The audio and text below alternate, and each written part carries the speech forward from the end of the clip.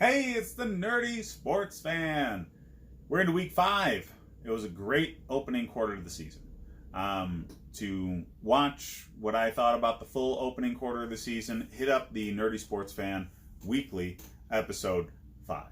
Now, let's get into Thursday night football here. Okay, Rams versus Seahawks. This is going to be a game, guys. They're both 3-1.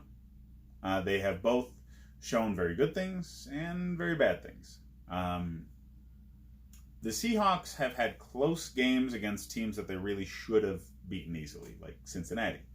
The Rams lost to the Buccaneers. Yeah, that happened. But they've also done very, very good things. You know, they've beaten some teams that they should have beaten. Just what team's going to show up? Now, both of them are much more likely to put their best foot forward for this game. Thursday night games end up being more vanilla game plans. They don't have the time to build up exact game plans for the team that they're going against, so they kind of stay more towards the center of what they do as teams. So, that being said, both of these teams are run-first offenses that just take advantage of the passing lanes that are opened up by that, and both quarterbacks take advantage of those things very well. Neither team is going to do well if they are forced to pass early and abandon the run. Neither one of them. And yeah, you kind of saw that with the Rams game. But yeah, I think the Seahawks have a better rushing attack.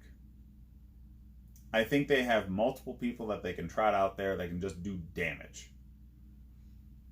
I think the Rams have a better defensive front. But we'll see how Clowney develops. He's only been with the team a few weeks.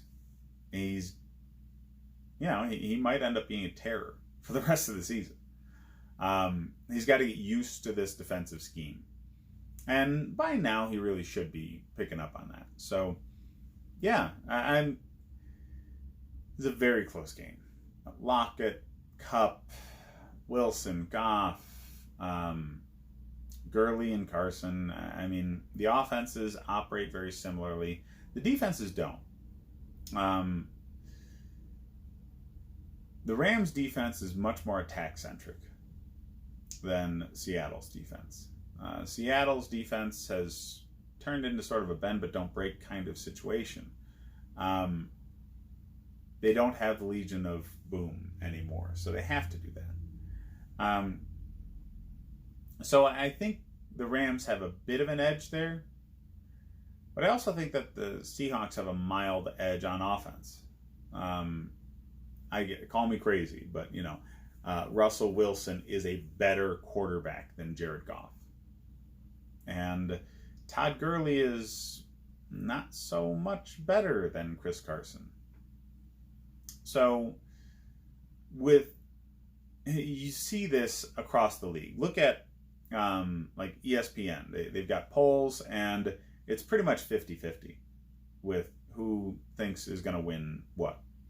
And if you look at the betting line, let's see, 1 point spread right now. 1 point.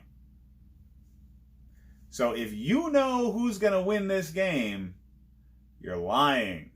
But you've got to make a call. You've got to make a prediction. So personally, I think that Seattle leans on their running game in order to open up the pass much more effectively in this game than the Rams are able to. So the Rams go into desperation mode earlier, probably the entire second half. Now they have the staff for their desperation mode to look much better than other teams.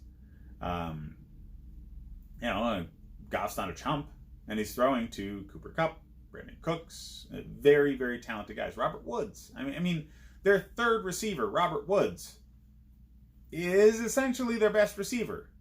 The guy's really, really freaking good. And I hate seeing him doing well because, you know, he was drafted by the Bills and they let him go. But anyways, Seattle is at home. They don't have chumps on their team. They get paid too, and they're pretty good. I think they have just enough in them. I think the players are more of that it factor than what you get out of the Rams. The Rams draw their identity from the coach very easily because Jared Goff is like a milquetoast kind of personality guy. Seattle draws their identity from Russell Wilson. They have a true field general in Russell Wilson. Now, they have a very good coach with a very good personality too, but Wilson can take over a game and has shown it through the years. He's brought them to Super Bowls. And Goff, I don't think he's got that kind of clout in the locker room. Not yet. I mean, he may develop that, but Russell Wilson's just got so much time and so much experience in the league against Goff. I mean, they don't stack up well against each other. When you really compare the two, it's all Russell. So I think that's the difference in the game. When you have very evenly matched, very close games, the difference usually ends up being leadership. Who can rally the troops? Who plays hardest for the longest period of time? That's what the tight games end up being. And I think the leadership in Seattle is better than the leadership in LA. And that's the difference in the game for me. For my money, I will always side with a team that has very good leadership over a team that just looks fancy. So I have Seattle. I wouldn't touch this game with my money. It's too close. But I have Seattle winning this game. And it's going to happen on the back of Russell Wilson. He's going to drag this team to a win however he can make it happen.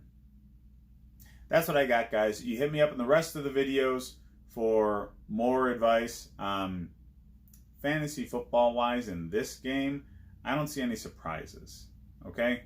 I see Lockett, Wilson, Carson being the center of Seattle's offense. I see Robert Woods and Cooper Kupp being the focus of the Rams offense. So Gurley's probably not going to do as well as he's done so far this season. Kupp and Woods are going to be the focus, so they're going to score really well. I see it's going to be all of the regular players, really. It's a Thursday night game. It's a vanilla playbook.